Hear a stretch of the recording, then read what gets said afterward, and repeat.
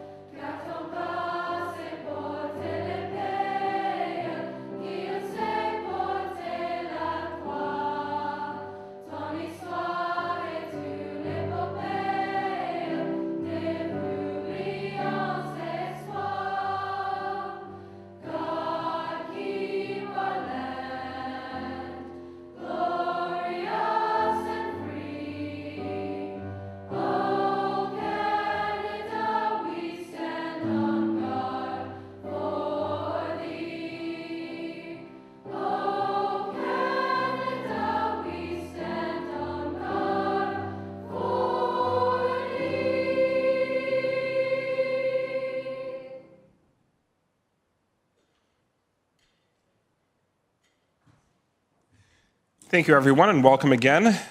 Welcome to trustees, staff, everyone in the gallery, those watching at home. We have regrets from this evening from Trustee Van Geffen. Otherwise, everyone else is present. Just a quick announcement for those of you that don't know. This week is Ontario Public School Boards Association are celebrating Local Government Week. So in your schools, in the community and whatnot, once again, it's always important and to recognize local government, school boards being part of local government, by the way, and also the oldest form of elected government, I believe, and of course the most important form of local government. So with that, bring that back to your schools and communities because it is a special week each and every year. At this point, we're looking at item 3, approval of the agenda. Do we have a mover and seconder? Moved by Trustee Beatty, seconded by Trustee Danko. Questions, comments on the agenda? All in favor? That is unanimous. Thank you. Declarations of conflict of interest. Any conflicts on the public agenda? Seeing none. Confirmation of the minutes. Looking at September 18th and September 25th. Any questions or comments on the minutes?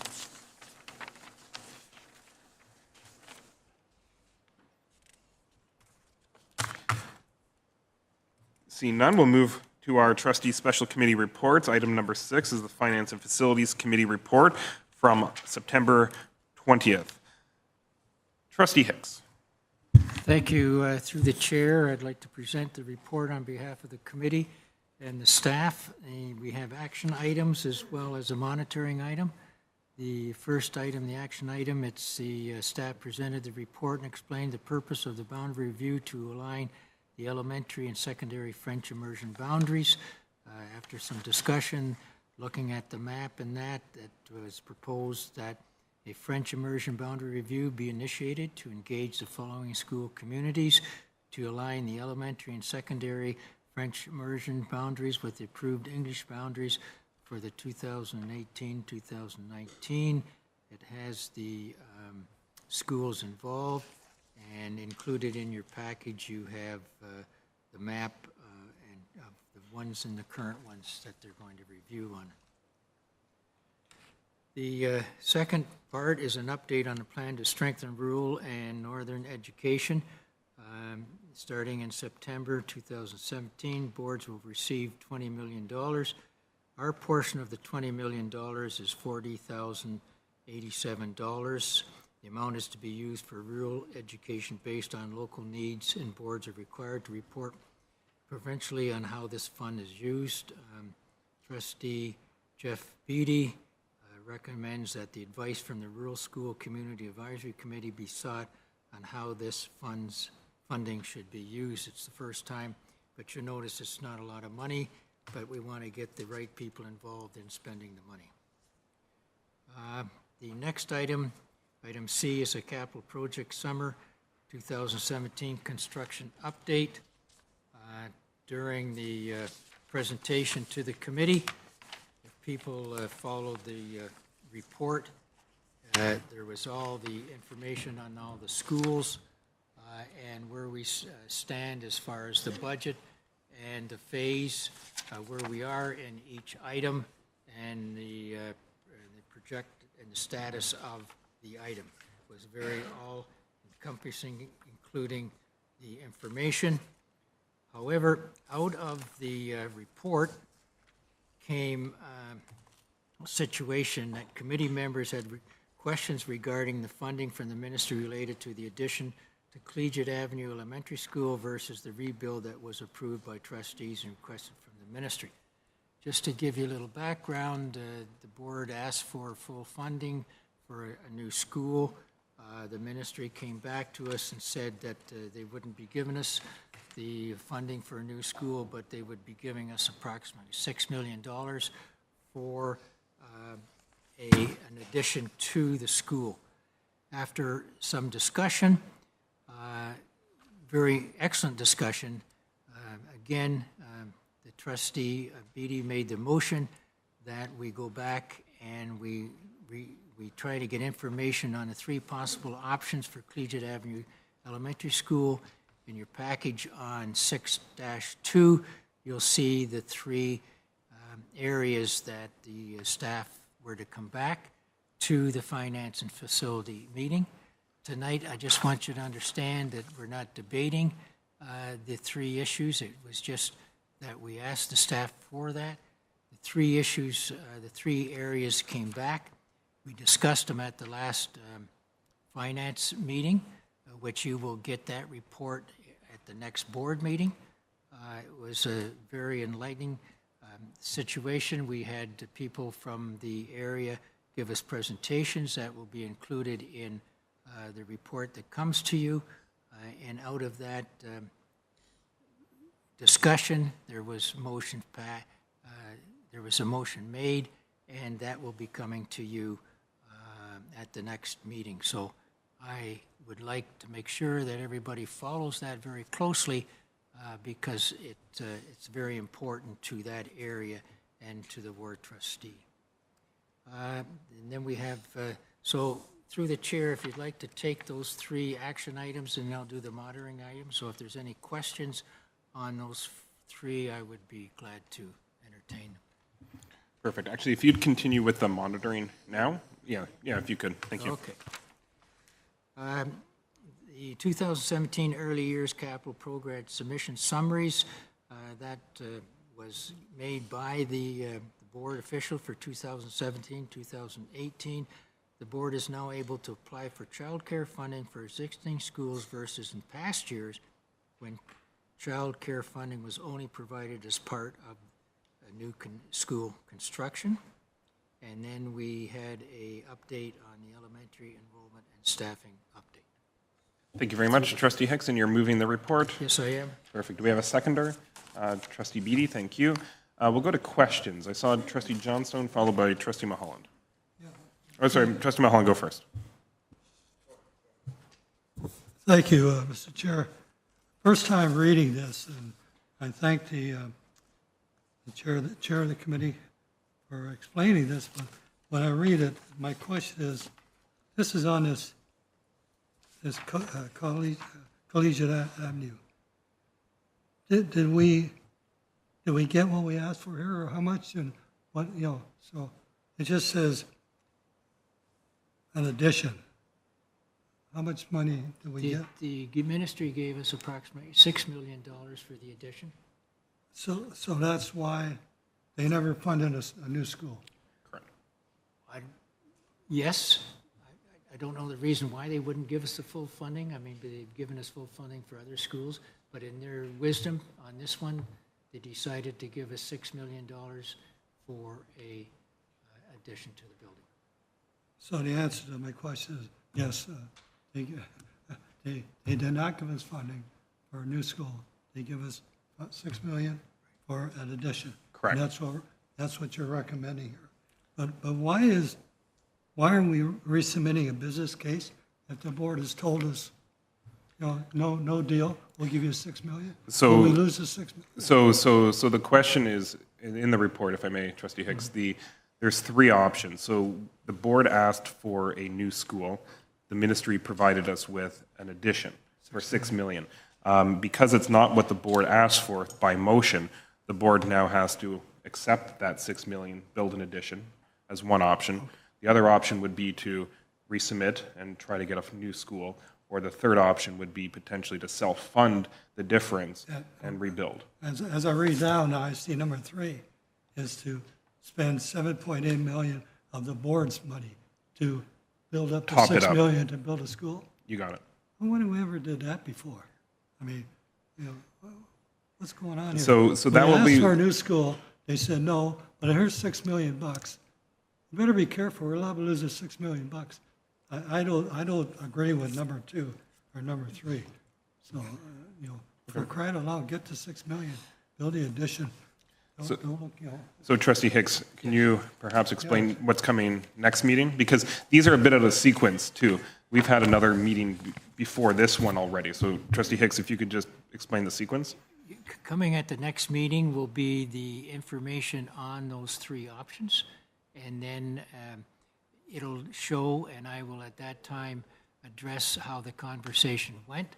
Then I will deal with the motion that was made and what happened to the motion, and then it'll be up to the board to make the decision on which alternative that they would like to do. There's some really important information coming in that report. As an example, if we were to resubmit, the timelines on that are very delicate, so that's the type of thing that we will discuss it. But that will be a full discussion at the next board meeting. And that's October 30th. It's coming October 30th. Go ahead, Ray. The question is, that's fine, but here I'm sitting here with 1 vote to approve at a board meeting the recommendations. So I put my hand up, that means I support the committee's report, which supports going back for these 3. Okay, Yeah. so I have to vote against it then. All right. Okay. But, Mr. Chair, the problem is reading it, if I vote against it, I don't want to vote against picking the $6 million. Yeah, I support number 1. I guess the confusion It's is that crazy. the committee was presented with the option. So the action item is not to approve right now one of the 6. It was for staff to compile information and bring us back information on all 3 of the options. So the action has actually already happened, unfortunately. So it's actually a bit of a moot motion argument at this point because the committee has already received this action. And then a recommendation will be coming to the next meeting on October 30th. Correct. If I may, through you or the chair, why is it on here then? Because Why am I dealing with it? If it's a mute, if it's been done or dealt with, is something going on here? I don't know. it's a good point. So we had another finance and facilities meeting before this board meeting. So it was a bit of a sequence where this wasn't approved here first. And really for staff to bring back the information, it wouldn't have to be an action item. It's an action item within the committee because the committee can always request information. In terms of the action itself, that's what's going to arise next meeting. So I can assure you there was no action by the committee at this point. It's only a discussion and a potential recommendation that will then come here for debate. Then if I could, Mr. Chair, just to make me feel better, I'd like to move that we refer C, capital projects 1, 2, and 3, back to the committee. Okay? And I think it's already happened. So I don't want to support something at this board. That means I'm going to support going back to the ministry for money for a new, and spend $7 million of our own money. So what I would suggest, Trustee Hicks, you move the report. Yeah. The motion doesn't actually need to be handled or addressed here. So if you were to simply withdraw any action on item C and just allow the information to come naturally from the last finance meeting, that would allow us not to have to vote on the item in whatsoever at this point. And I would do so. If you can recall at the meeting, I remember somebody saying I something. had mentioned that this whole thing should have started at the board level because the board was passed that we do a new school depending on the funding, and we didn't get the funding, so it should have been initiated at this board. The board then should have gone back to finance. So I understand where you're coming from. I thank Trustee Mulholland for it. So let's make it very clear that nothing will take the motion back and everything will become to the trustees at the next meeting. Thank you. So item C is being withdrawn from the report. There will be no action tonight. If I may just add, that means all three, like, you will debate the request for number 3 too, okay. You got it. Yes, yes. You got it. Okay, so looking back to the report, you can still speak to item C, but there'll be no action in terms of voting for an approval or not. It will just be an information item. So with that, further speakers. Oh, Alex, thank you. I forgot you. You were on the list. Through the chair, speaking to action item A. So just for our viewers in the audience or watching online, and is just to note that this boundary review is not the boundary review that will eventually take place between Rousseau and Fessenden. This is the boundary review that I think the simplest explanation is found on page 6A-6, where it says that only 11 students will be impacted by this area, and that this really is just bringing into alignment the English boundaries with the FI boundaries, just because I think that there could be some confusion, particularly in the Ancaster community, about what boundary review this is. So I guess a question for staff would be, when will we be expected to have the Fessenden and Rousseau boundary review, and how will we be communicating that to the community? Thank you. Mr. Director? So thank you through the chair. Trustee Johnson just bring clarity regarding this cleanup of boundary versus what was just in past year around the Ancaster Park. I'll look at Associate Director Stacey Zucker to talk about the timing of when that boundary review will occur separately.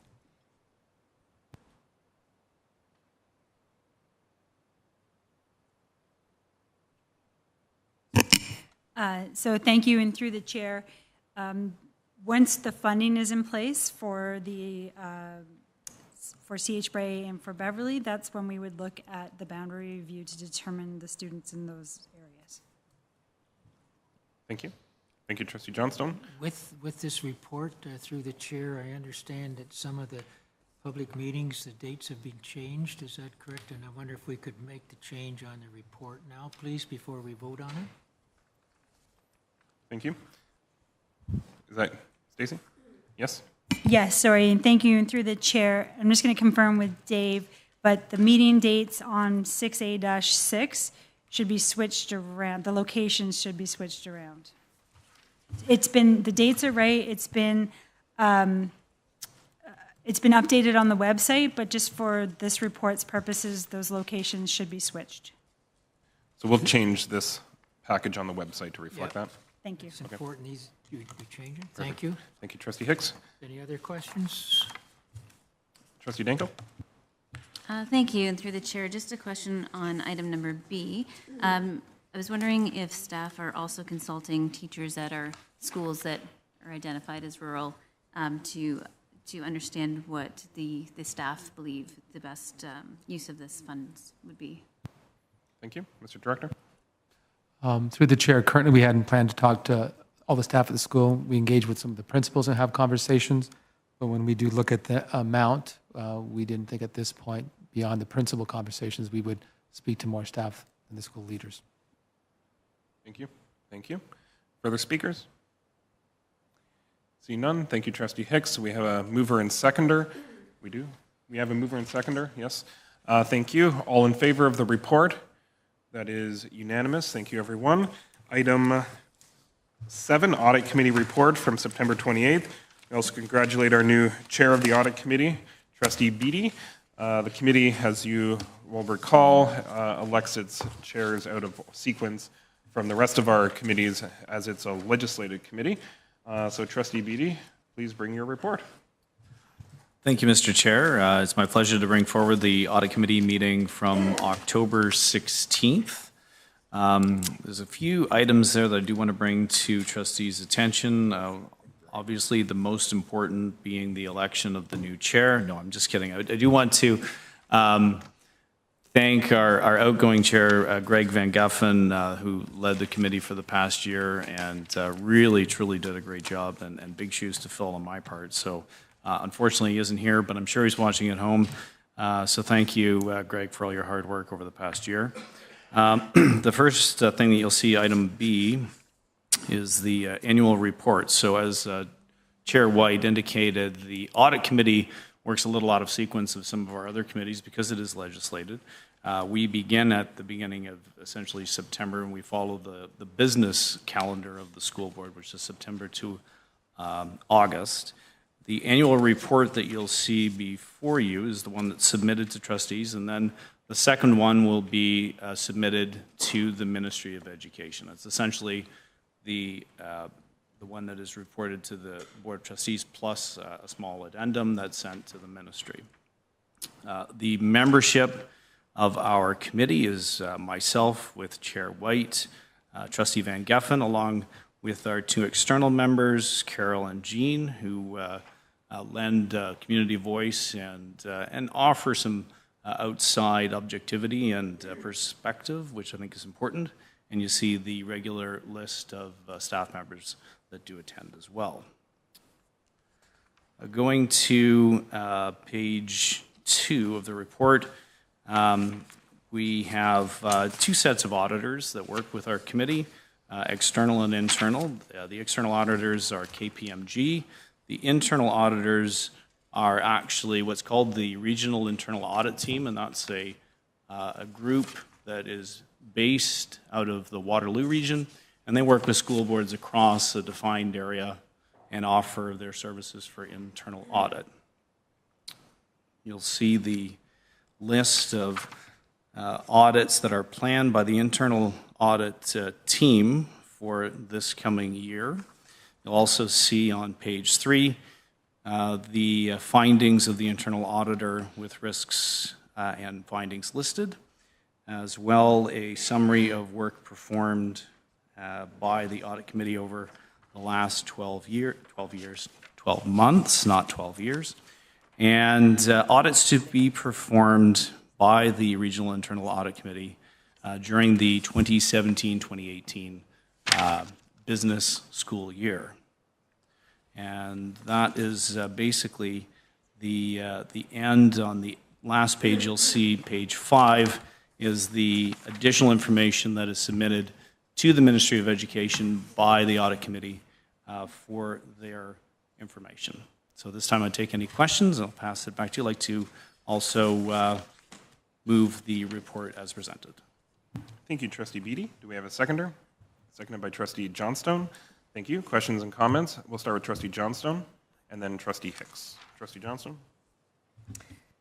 Just with regards to page 7B-3, the ARC audit follow-up, and we received a control rating as satisfactory with some improvement required. And just curious what the improvement was.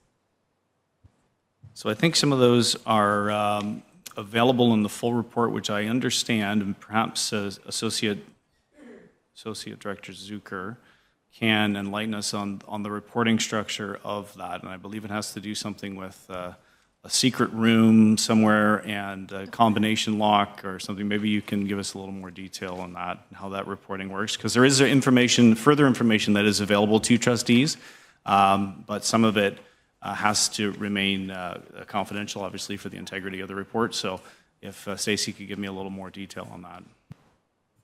Thank you, and through the chair, and I'll give you a little update of what this chart actually means. That might help a little bit.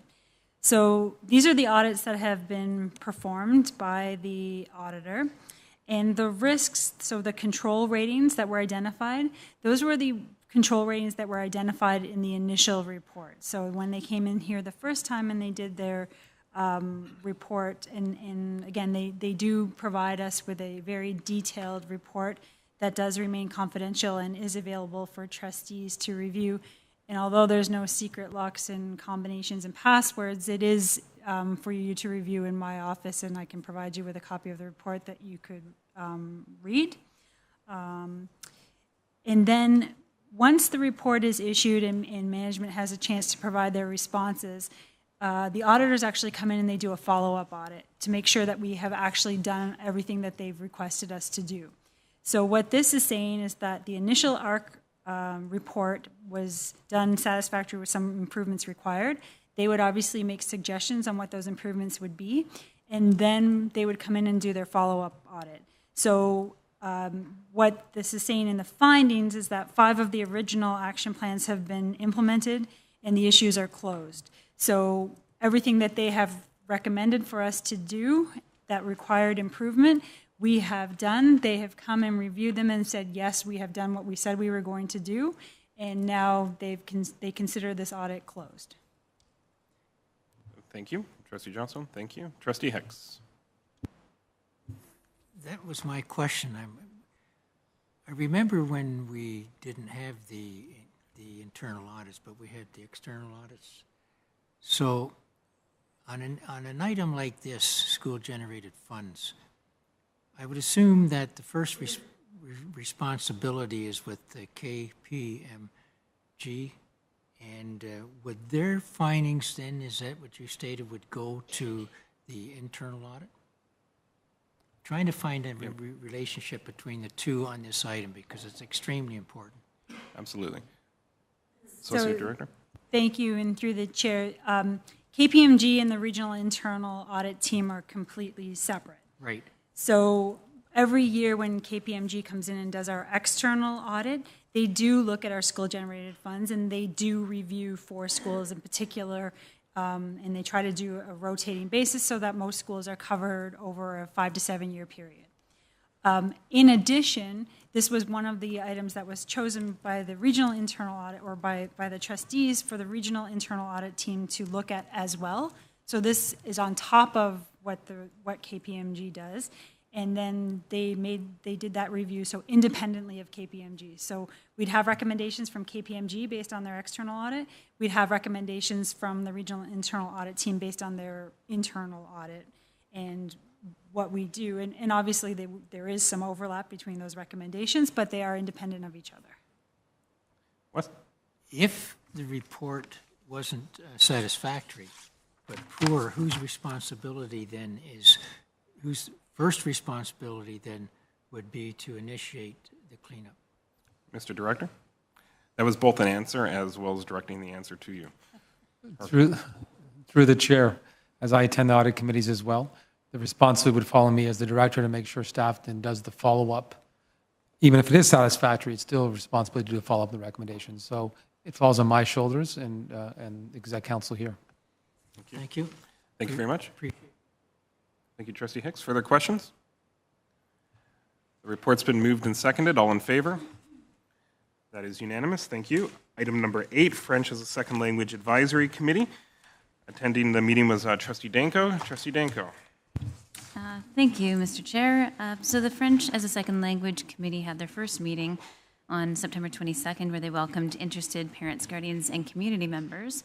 Following some discussion that led to determining their membership, they submitted their names and appointment terms for finalized membership for this school year.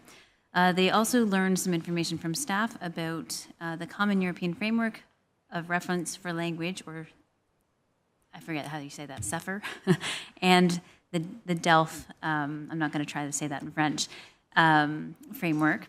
And staff also provided an update about the new French immersion registration process that began this fall.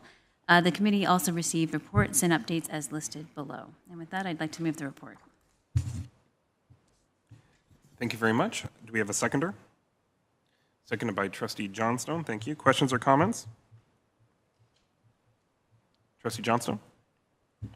I'm just curious, and you may have to get back to me on this, but what was the community announcements from the French parents for, or the Canadian Parents for French, and for, particularly for McMaster University? I'd have to get back to you on that one because I actually did have to step out before the end of the meeting, so I did miss those announcements, but I can certainly get that information for you. We'll make sure we have it circulated for you're interested. I think I'm not sure if she has it at her fingertips, though. We can pull the information and send it around, unless you want to give it a shot. We'll pull the information. You can say it en français, and we might not understand you and just nod our heads. We'll send it around. Thank you, Trustee Johnstone. Further questions? I just had one question myself, and maybe I'll ask, well, I guess through the director. I know we've just initiated a French immersion boundary review in East Hamilton and Stony Creek, and it wasn't on their agenda here because it hadn't been initiated yet. Will they have an opportunity to take a look at and perhaps advise as part of those consultations? Through the chair, typically when we have French immersion boundary reviews, we do bring and ask French, make sure I get the right name, French as Second Language Advisory Committee for their input as well, so we can definitely do that. I'll look at Superintendent Sue Dunlop in terms of timing, if it'll work to the next committee meeting. It won't work through the committee meeting, but we can also make it available through them online as well to provide input. Yeah, and I think it would be important because we don't undertake French immersion boundary reviews very often. They are the advisory committee for French as a second language. So I think it'd be important to ensure that they have the information, and if they wanted to either participate in the upcoming public meeting, they could attend that, or if they themselves wanted to call a special advisory committee meeting, they could do that. But one way or another, whether they choose to participate or not, that's the choice of the committee and to what level. But as long as the offer is made, I think that would be important because there's quite a few steps that need to be taken in terms of transitions and accommodations with the programs currently located at Glen Echo and Glenbrae. So I just throw that out there as a suggestion. Any further comments from trustees?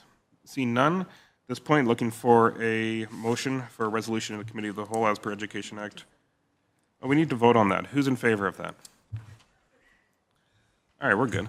At this point, resolution of the Committee of the Whole, private session as per Education Act 2072B, moved by Trustee Hicks, seconded by Trustee Pattison. All in favor? That is unanimous. We'll excuse ourselves to the side room and we'll be back in public session momentarily.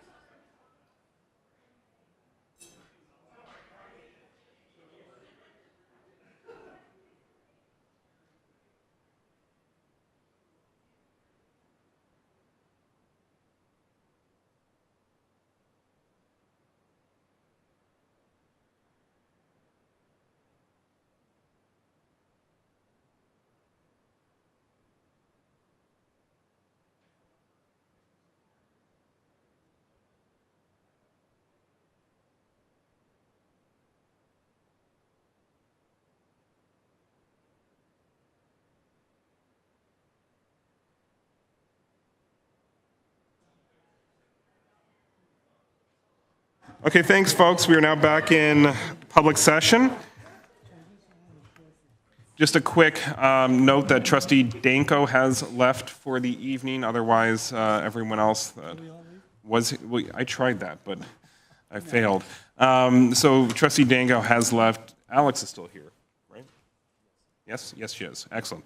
So with that, I'll move to item number 10, report from Committee of the Whole Private Session. We'll go to the Vice Chair, Trustee Beating. Thank you, Mr. Chair. It's my pleasure to bring the report of private session of the Committee of the Whole held earlier this evening, that the Finance and Facilities Committee report from September 20th, 2017 be received, and that the Audit Committee report from September 28th, 2017 be approved, including the external audit plan for 2016-2017. Thank you. And do we have a seconder? Seconded by Trustee Archer. Thank you very much. All in favor? That is unanimous, with also Trustee Johnstone out of the room. So at this point, we're on item number 11, oral reports from liaison committees. 11A, I'll bring the report for 11A, City School Board Liaison Committee. I want to start by thanking Trustee Deeth, who attended her and I on behalf of the board. And the meeting, I'd say, was pretty good in terms of the content. We have a pretty good standing agenda. The priority of each agenda, and the first item up, is the ongoing HWDSB capital projects. Dave Anderson presented our capital projects along with our Associate Director, Zucker, and once again highlighting, most importantly, the stages that each capital project is in, the steps that need to be taken to move those projects toward our target dates, and also keeping everyone in the know in terms of the amount of money that we have, I think now over $100 million in capital projects on the go within the City of Hamilton. So we don't want that to ever get lost. It is a priority of that committee. And with those reports, we have been seeing some pretty good progress on capital projects. So that was the first item. The second item that has been on a number of agendas, and I think we've more or less solved it at this point, is sidewalks around new schools or newly renovated schools. In the past, the city in some cases have been surprised with schools popping up, even though they take several years, and not necessarily having the sidewalk infrastructure in place for walkability and safety. We've created, both through the city committee, our city staff and board staff committee, it's called JPAC, Joint Property Liaison Committee, something, Asset Committee, that's a Joint Property Asset Committee, thank you. Which, did we just rename again? Something like that. We just redid the terms of reference. But anyways, that committee meets once a month between staff here and staff at the city. Through those channels, it keeps the city informed of any of our capital projects. And they now have the proper folks at the table around public works and other departments in order to make those decisions and put on their agenda. Also, as part of our processes, we've been looking at any time we do a boundary review to make sure upon the decision that we communicate new boundaries to the city. So if we direct a large number of students to an existing school, they would want to know potentially where those students are walking and whether there's infrastructure in place. So that was an ongoing discussion. The last two items, both very important. Over at Lake Avenue School, there was an item from the last meeting. Currently, the city has a recreation center on the Lake Avenue property. It's entirely board property. The city, through City Housing Hamilton, chaired by Councillor Chad Collins, are exploring a number of existing public properties to locate affordable housing or mixed-use housing. We've identified potentially building either on top of the existing community center as a pilot project or somewhere nearby on site, and are exploring some of those options with the board in a reciprocal nature in terms of creating a community hub. There's a word we're hearing quite frequently in or around that property. So there is a motion that would be stemming from that discussion that I think may go to a future standing committee here at the board. Looking to explore, not just explore, because staff have already done that work, but to potentially build a business case and submit to the ministry. So just an FYI, that could be coming up, similar to other projects we have on the go. And then the last item we put on the agenda was the discussion and Wes and Ray will know this because they've discussed this for years, the issue of parkland dedication fees. That is back on the agenda, and a motion was moved by the committee for city staff and our board to work on a report and recommendation on those fees moving forward. So we'll see that back at a future meeting. So with that, that is the verbal report from the City School Board Liaison Committee. Questions or comments? Yes. Oh, and you were in attendance. Student trustee Jail was there as well, in addition to Trustee Deeth, Dave, and Stacy. Yes, thank you. And through Welcome. the chair, that was just what I wanted to note, that I was also there in attendance, and it was a great opportunity to be part of that important discussion. Ruby and I also brought it back to our Student Senate meeting, which was last Thursday, and it was awesome. We had so much interest in attending future meetings because we're hoping to delegate some of our work to our student senators. So in the future, we will have senators attending those meetings, the City School Board Liaison Committee meetings. So we have maybe a dozen senators interested, which is phenomenal. Thank you. Thank you very much. Trustee Deeth. And I just want to add to that after I was sort of recapping the meeting with our student trustee afterwards, just appreciation for all the work that has gone on to get us to this point, because I was saying the meeting went so smoothly and quickly, really. And I said, you know, we've come a long way over the last couple of years, and due to a lot of work that's gone on, you know, in behind the scenes and over the last couple of years. So kudos to all that work. Thank you, Trustee Deeth. Any further questions or comments? Trustee Mulholland?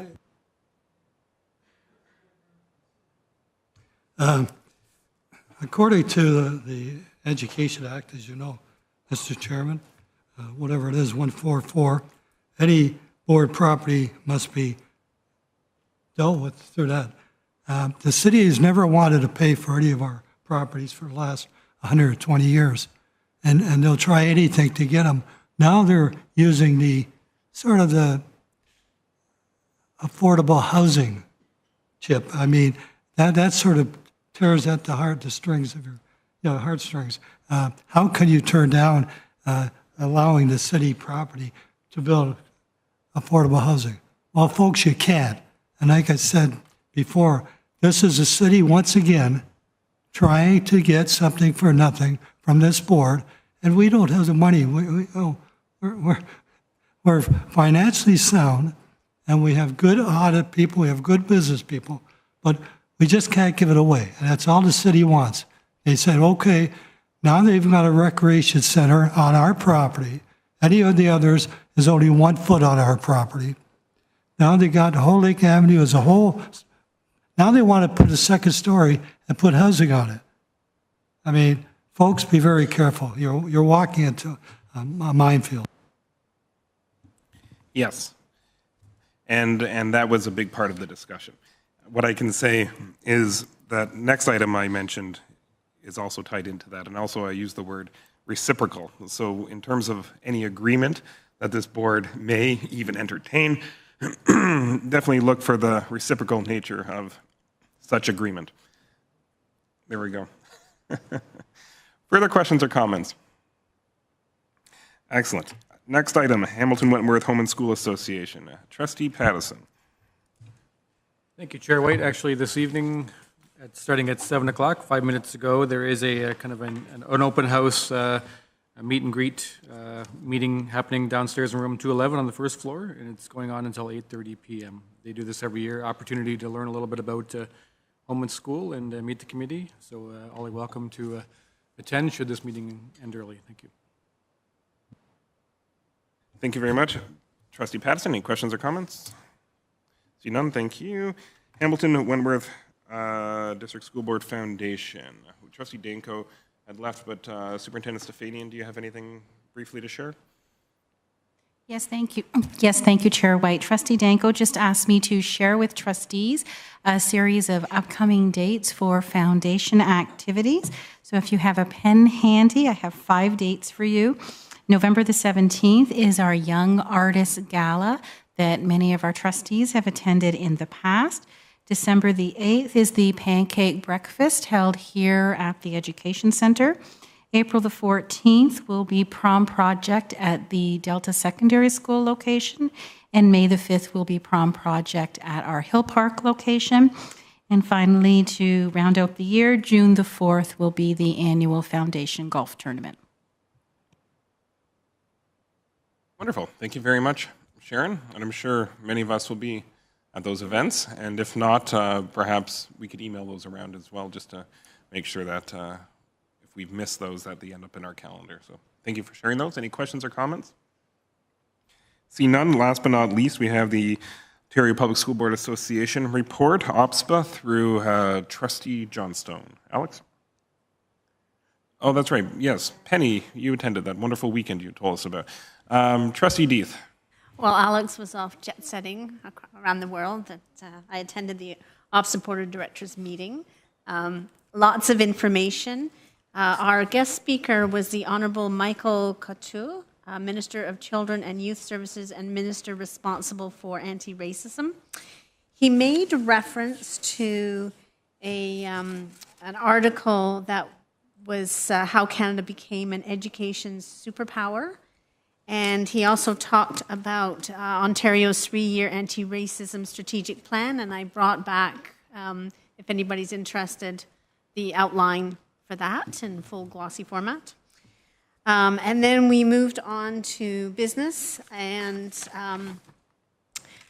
in Business Arising, we spoke about the student trustee involvement in OPSPA, and their first meeting is in October, where they'll establish the terms of reference and review the role of student trustees. And Alex Johnson, Trustee Johnson, has been is chairing that committee.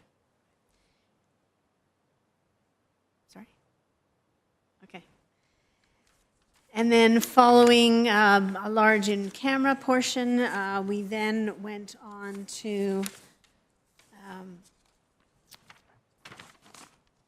some emerging current issues and discussion, which included updates from the Indigenous Trustees Council, communications and media relations, education finance, community hubs update, legislative and government relations, and where it was brought up apparently that some boards are hiring their own integrity commissioner. And then they talked about the program policy summary update. And then the OPSPA business operational matters, under that they talked first of all, reviewing the priorities for 2017-18. And there are 6 priorities for the 2017-2018 school year, which is the whole child and student well-being, new generation education, advocating for the role of trustee as members of the board, and building leadership capacity, labor relations, education funding, and advancing reconciliation. And other than that, I think that's pretty much the gist of it, that we broke into regional meetings and input on staff well-being and things like that, EQAO reports, all the kind of things. And I believe that's it, the full report. If trustees are interested, I can send you the full report and all the documentation that went with it if you're interested in reading more about it. Thank you very much, Trustee Deeth. Thank you. Any questions or comments? See none? I think you did a thorough job, similar to the way that Trustee Johnstone always does. There you go. So with that, next item on the agenda is what they call a recess, also known as Jeff Beattie gets to chair a standing committee. So we'll call a recess. We'll pick up on this meeting and then finish off the agenda. So for the time being, we'll pause, and Jeff will call the next meeting to order. Are you ready, Trustee Beattie? Here we are. Thank you, Chair White. It's my pleasure to call this standing committee meeting to order. If I could get from trustees an approval of the agenda that you see before you. Got Trustee White, seconded by Trustee Johnstone. Thank you. All in favor? That's unanimous. Go now to Section 3, Declarations of Conflict of Interest.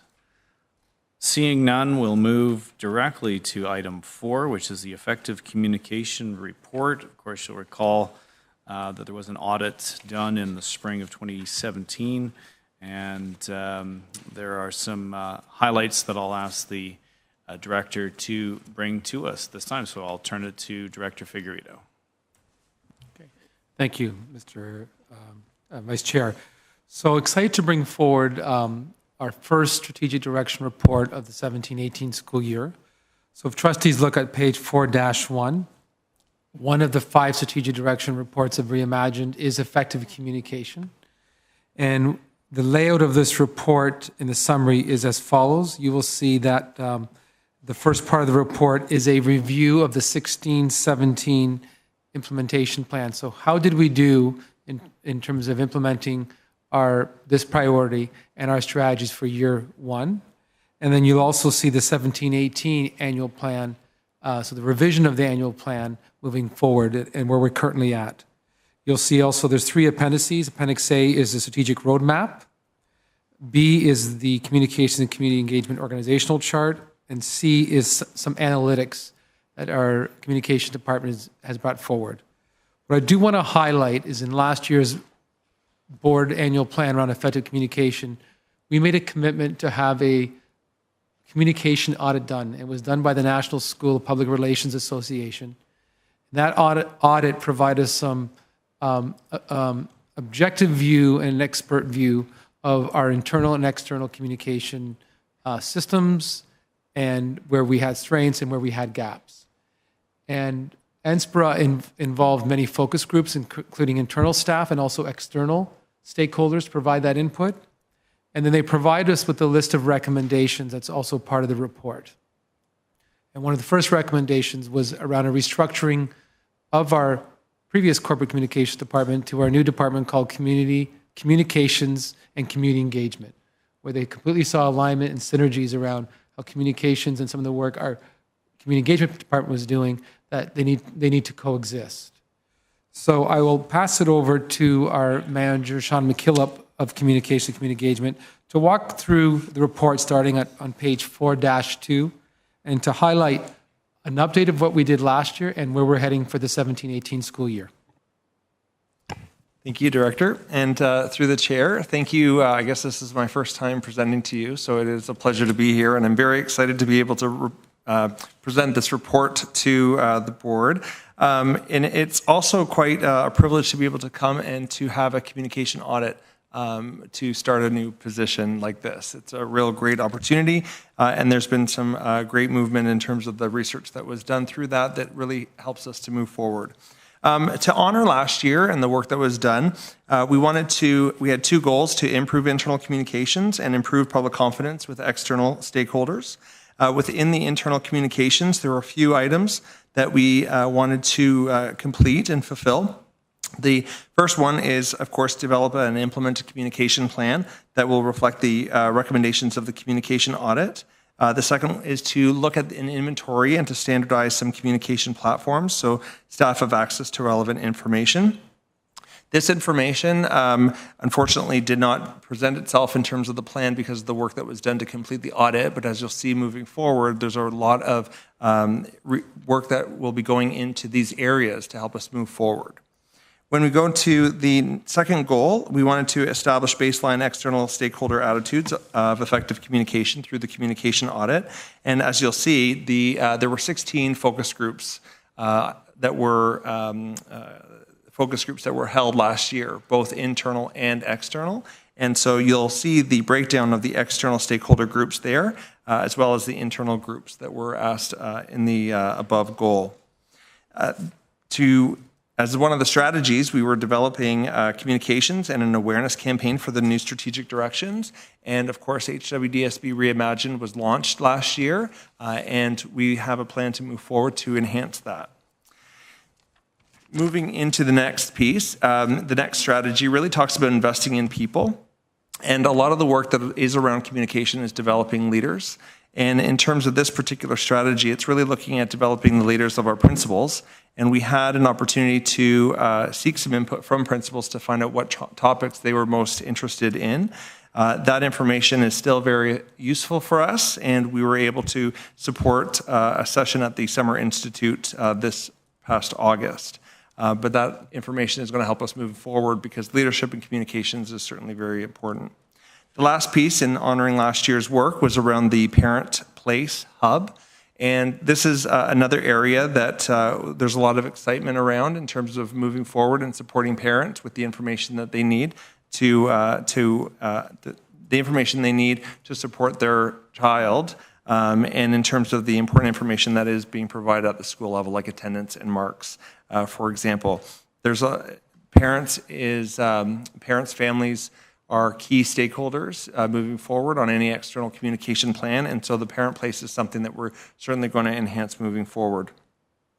When we look at moving into this year and being able to really look at the communication audit and bringing that to life, I'm really pleased to, and with the support of Executive Council, to present one goal, and that is to improve internal and external communications.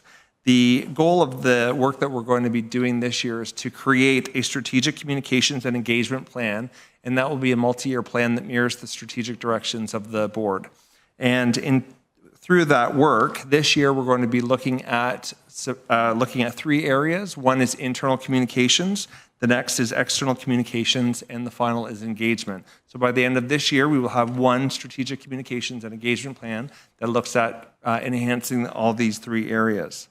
When we looked at the communication audit, we really wanted to bring that work into this plan, of course, because that really sets the tone for our strategic priorities under the umbrella of effective communications. And so what you'll see below are the strategies that specifically needed the priority for this year.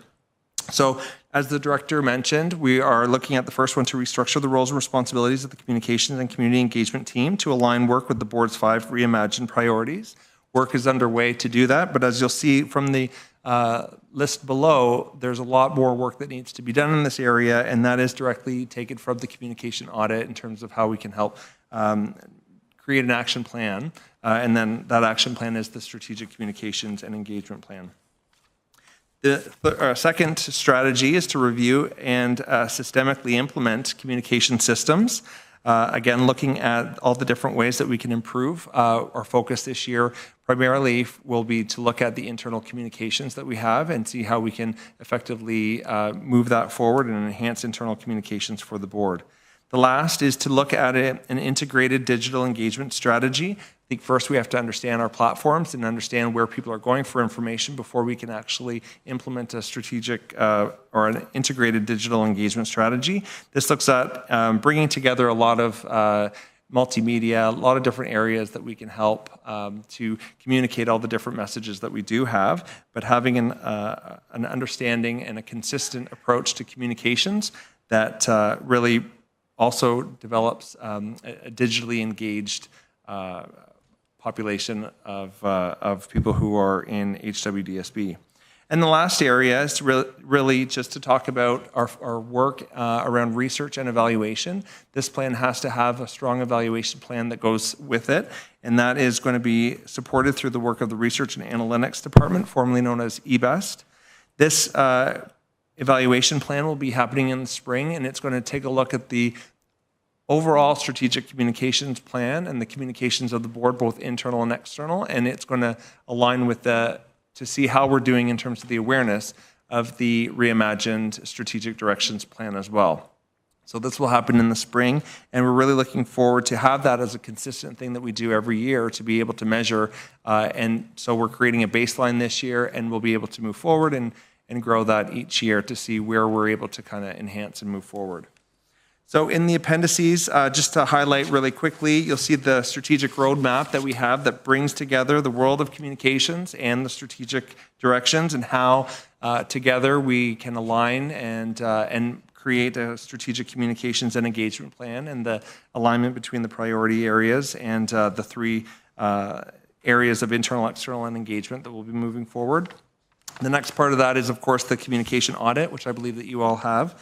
And the third, or section B, talks about just our organizational chart. As the director mentioned, we went through a reorg, so this is the new dynamic department, and I have to say that it's been wonderful being part of this transition and this team.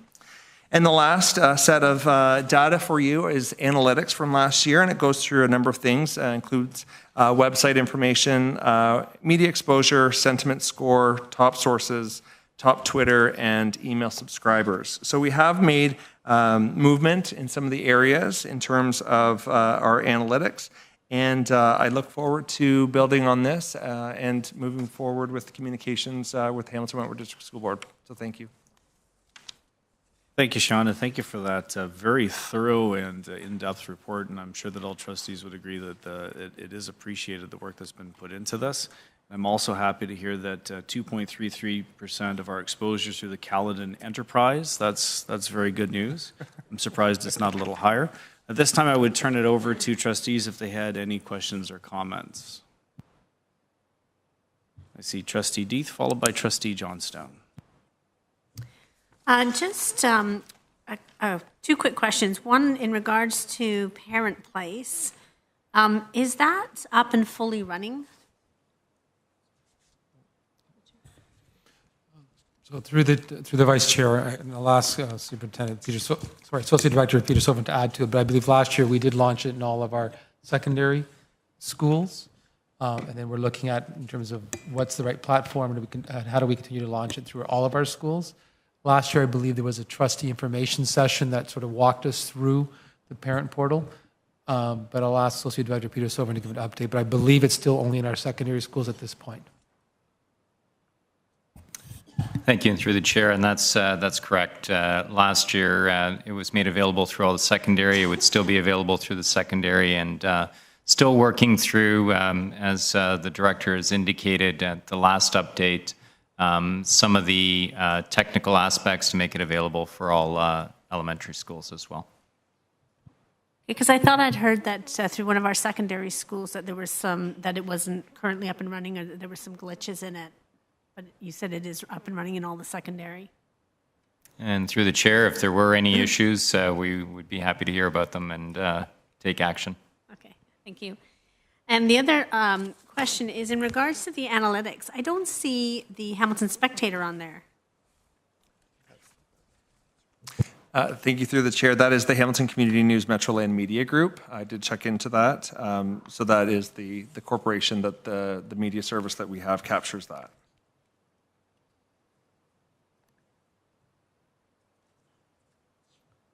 Thank you. I'll turn to Trustee Johnstone. First, thank you so much for this report and for all the work that has been taking place. It certainly has been noticeable, and from my end, a job well done.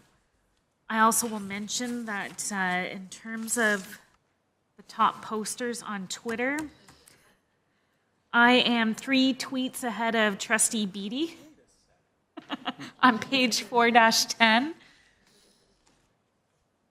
So the heat is on, Trustee Beatty. And you're slacking. No. And then I guess where I had a few questions as well, just with regards to 4-11 website data that was being collected, spikes that were taking place in January. I guess I was surprised maybe not to see, do we know that if there was huge spikes taking place in August, September as well? How does that compare? And will we get a full year analysis going forward? So thank you through the chair. This is this year reflects, well, it says October to July, but really September to August. Those spikes actually are snow days. So you can tell when people are coming to our website for that information. Typically, July is our least, it's the least trafficked month, and September, you can see it is our highest. But if you take some of the snow days, then we need to take opportunities during those snow day times to reach out and tell our stories, because that's when we have a very captive audience. Interesting. And individuals are spending an average of 1.5 hours on our website when they are visiting? Is that correct? Yes. So some of this information may need to be reflected and go deeper into. That length of time may be because it's it's on a staff computer. So there is some information here that I would love to go deeper into. But yeah, that would be maybe a recommendation or an area that we would have to look into. And I guess my final comment is that I'm very much looking forward to the inventory and standardization of all communication platforms. I know we have many, but I'm looking forward to that. Thank you. Thank you, Trustee Johnstone, and I accept the challenge to out-tweet you this year. If there any other trustees have questions or comments, I see Trustee Hicks. Thank you. Terrific report. I really appreciated reading it on the weekend. My question is about the Hamilton Spectator.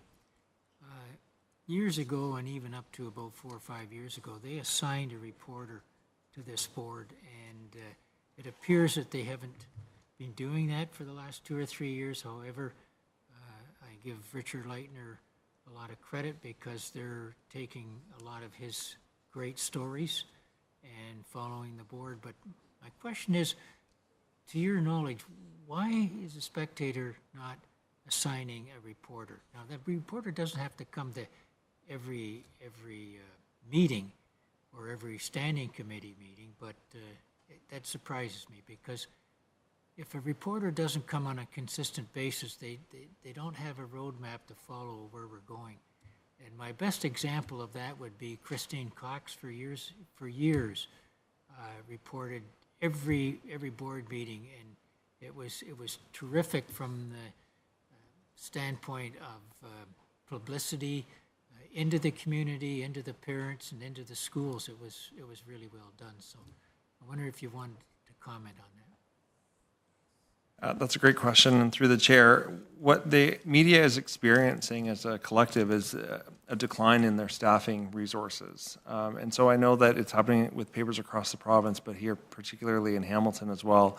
The director just informed me that there was a education reporter during your time that went on mat leave and was not replaced.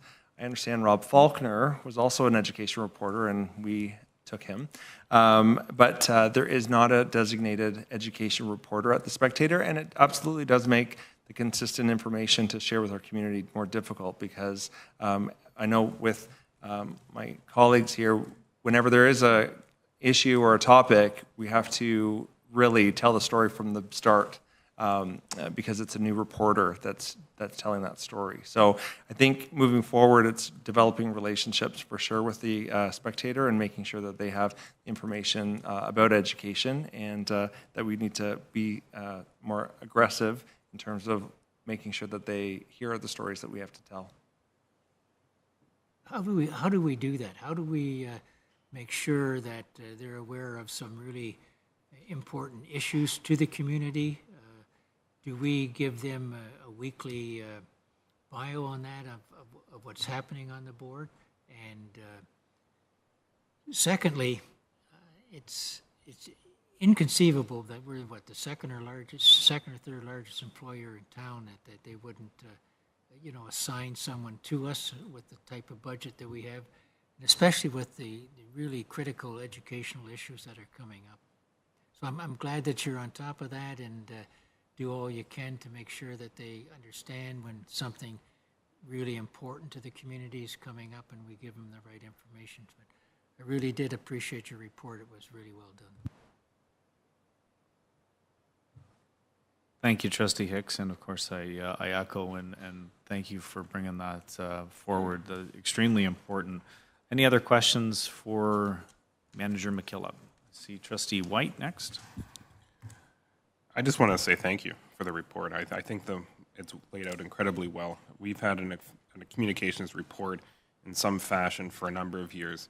This is a great layout. It's a great foundation for tracking information over the years. It's one thing to get a snapshot, but you have to understand what that's relative to. And I think that this is a fantastic first step. with the audit recommendations. I mean, that certainly helps. And already you can see that follow-up. So like any good report, doesn't require many questions or feedback because the report speaks for itself. So in that case, I'll be quiet. Thank you, Trustee White. Student Trustee High. Just a question about the posters, like on Twitter. Did the student trustee, or the student HWDSB, what am I trying to say? The Twitter account, the student Twitter account, did we just not have enough posts to be able to make the graph? Or were you guys scared that we'd beat you out? That's a great comment. And I would love to see the student Twitter account exceed all of these posters. But no, it just didn't reach the threshold that, or the frequency in which other people have been posting. Thank you. Thank you, Student Trustee High. Student Trustee Jail. Thank you. I'm just wondering if there's some way for us to find out the demographics of which people are visiting, because I'm interested to know how many of these visitors are students, and I'm betting it's relatively low, especially for the board website. Like, it might be different for Twitter, and it'd be interesting to see the differences there, to see how we're actually reaching students who it's impacting directly. So I'm wondering if anyone has any information on that or how we could get some. Thank you.